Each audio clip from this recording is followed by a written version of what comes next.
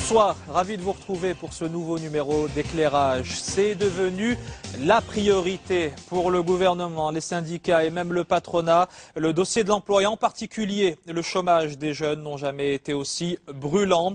Alors comment expliquer que 20% des diplômés ne trouvent pas de travail et surtout les propositions envisagées seront-elles vraiment efficaces? Sommaire.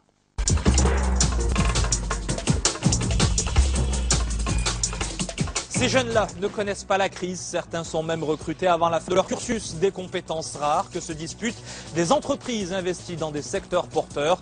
Dans l'offshoring, les banques ou l'industrie automobile, des dizaines de milliers de postes sont à pourvoir. Et même lorsqu'ils trouvent la perle rare, les employeurs sont souvent obligés de former une main-d'œuvre peu expérimentée. Mais tous les jeunes diplômés n'ont pas la chance de trouver aussi facilement un emploi. Malgré des années d'études, les portes du monde du travail restent désespérément fermées. Seule issue pour s'en sortir, changer de voie et se reconvertir. Alors pour limiter ces situations d'impasse, les pertes de temps et les démotivations, le patronat suggère d'ouvrir les universités aux entreprises. Objectif, limiter le fossé entre l'offre de formation et les besoins des employeurs.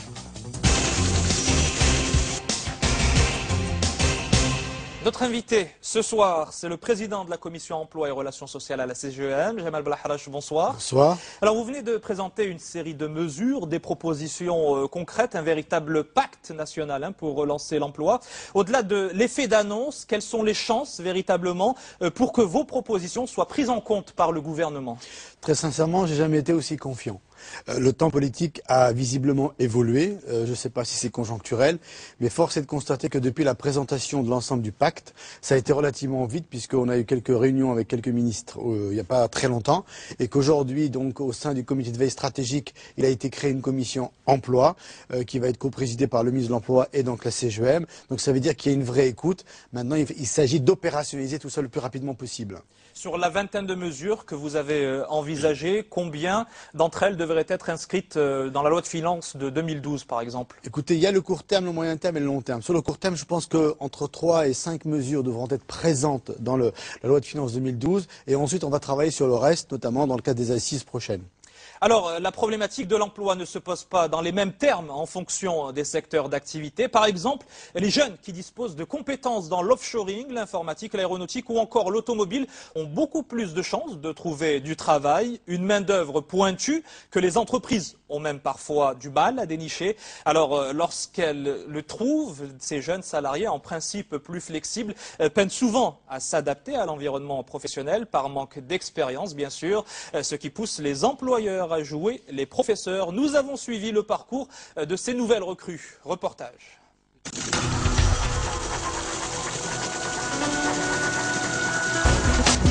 « 90 000 postes dans l'offshoring, 40 000 dans l'automobile et tout autant dans la finance, le BTP ou l'aéronautique. Certains secteurs au Maroc recrutent en masse et ils adorent les jeunes. C'est la population la plus adaptée justement à notre métier. Flexibles, adaptables et bon marché, les jeunes ont le vent en poupe. Mais pour une entreprise, miser sur eux constitue tout de même un risque. Ils sont complètement novices. Pour attirer les meilleurs poulains qui deviendront les patrons de demain, les entreprises rivalisent d'imagination. Elles leur promettent des progressions fulgurantes. Je n'ai pas cessé d'évoluer depuis le début de ma carrière. Quelles sont les entreprises qui recrutent? Comment rentabilisent-elles le capital jeune? Coup de projecteur sur ces secteurs qui jouent la carte jeune.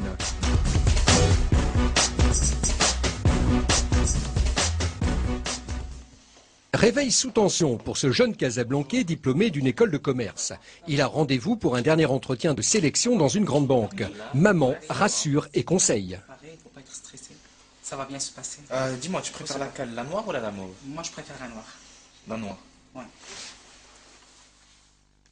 Je suis un peu tendu, je suis un peu stressé. Parce que là, j'ai un entretien pour un poste dans la banque. Et comme c'est ce que je voulais faire, donc c'est un peu normal que je sois stressé. Stressé mais pas moins déterminé, notre jeune diplômé sait que l'enjeu est de taille. Il s'agit pour lui de séduire une dernière fois ses futurs employeurs potentiels. Comment ça va? Enchanté. Exactement. Merci beaucoup.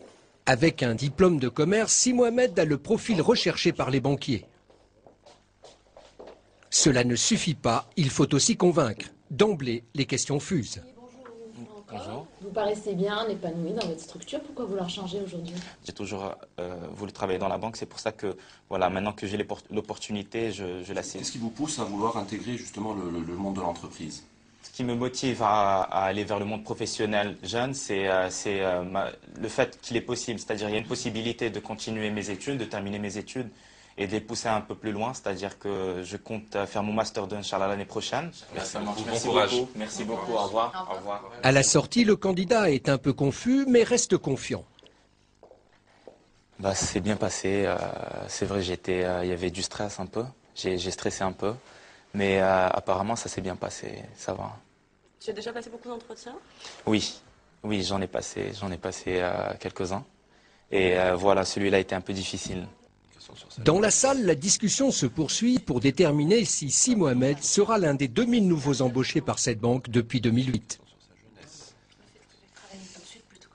Nous recrutons beaucoup de jeunes parce que le métier bancaire nécessite justement un dynamisme, nécessite un engagement que l'on retrouve justement chez ces jeunes recrues.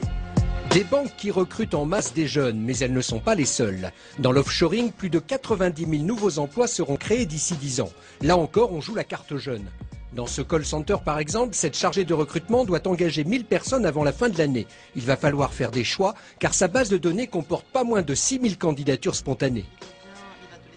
Merci beaucoup, nous nous intéressons beaucoup plus aux jeunes, qui ont des bac plus 2, par exemple, action commerciale ou communication.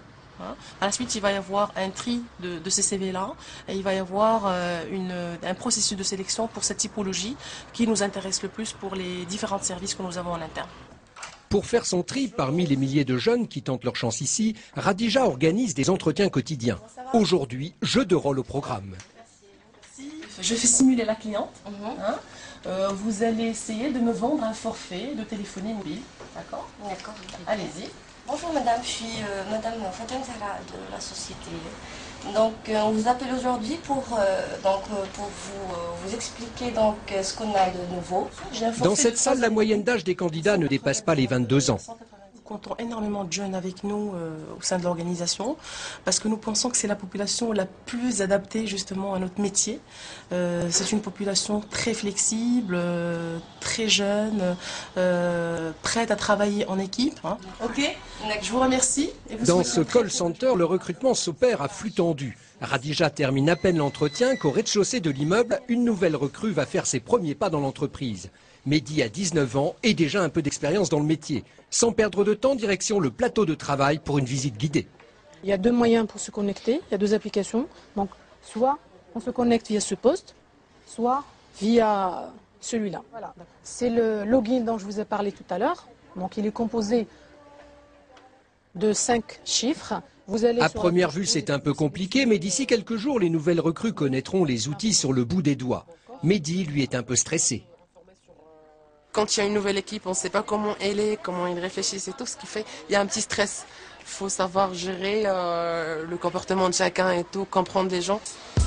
À quelques kilomètres de là, du côté d'Ainsba, Fouad est aussi dans ses petits souliers. Cet ingénieur de 27 ans vient d'être recruté au service qualité d'un gros constructeur automobile. Mais dans cette entreprise, chaque nouvelle recrue, cadre ou employé, travaille d'abord pendant 15 jours comme simple ouvrier. J'ai pas l'habitude, donc c'est pas forcément un peu mon domaine. Mais bon, il faut s'y mettre, donc c'est un stage que tout le monde peut passer par là, il faut passer par là. Dans le secteur automobile, le besoin de main-d'œuvre est exponentiel. 40 000 emplois vont être créés d'ici 10 ans. Les jeunes sont en première ligne. Mais ici, avant d'accéder à un poste de responsabilité, il faut tremper ses mains dans le cambouis et tout connaître du produit. C'est intéressant parce qu'on comprend en même temps comment ça se déroule, les étapes pour la fabrication d'une voiture, les exécutions des opérations par les opérateurs, parce qu'on est censé donc par la suite manager des opérateurs, donc il faut savoir au moins ce qu'ils font exactement. Nous retrouvons Si Mohamed, un cran de sûreté au-dessus. 2 semaines ont passé, il a été embauché et commence aujourd'hui à travailler dans cette agence du centre-ville de Casablanca. Bonjour, c'est Mohamed Zahzohi. Comment ça va Sidi Labassalek? Enchanté. Exactement. Merci. C'est Othman, le directeur, qui va le prendre en main. Objectif, rendre opérationnel ce nouvel employé le plus vite possible. Merci. C'est votre premier jour apparemment aujourd'hui. Exactement, c'est mon premier jour. Très bien. Bah, tout d'abord, on va voir un peu le plan de stage que vous avez. Je ne sais pas si vous avez un plan de stage qu'on pourrait voir ensemble. Non. En fait, on m'a demandé de voir avec le directeur d'agence dans lequel je serai affecté. Très bien. Il faut absolument qu'on puisse véhiculer les bonnes pratiques dès le départ pour qu'ils puissent prendre un bon départ, on va dire. Quand on rate notre départ, on rate l'arrivée. Nous-mêmes, on a été nouvelles recrues un jour et on a été encadrés par des professionnels. Et c'est un peu grâce à cette bonne intégration qu'on peut faire un bon parcours, on va dire. Un petit tour d'horizon de l'agence pour commencer et il va falloir passer aux choses sérieuses. Donc c'est le nouveau stagiaire qui va intégrer l'agence. Une autre chargée de clientèle, Myriam, va lui apprendre les premières opérations de base. Bien sûr. Rien de tel que de se frotter à un premier client. La date est importante, donc la date, le lieu et la date, bien sûr. Pas aussi facile qu'il n'y paraît si Mohamed doit encore prendre ses marques. Je vous en prie, au revoir. C'est un peu difficile parce que je ne savais pas comment on procède pour une remise de chèque. Donc c'est ma première opération au niveau de la banque.